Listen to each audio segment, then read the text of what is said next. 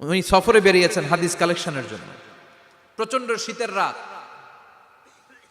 উনি মাগরিবের নামাজ, এশারের নামাজ পড়ে একটা মসজিদে শুয়ে পড়লেন, আর শুয়ে শুয়ে হাদিস পড়তেছেন। কি পড়তেছেন? কথা বলেন।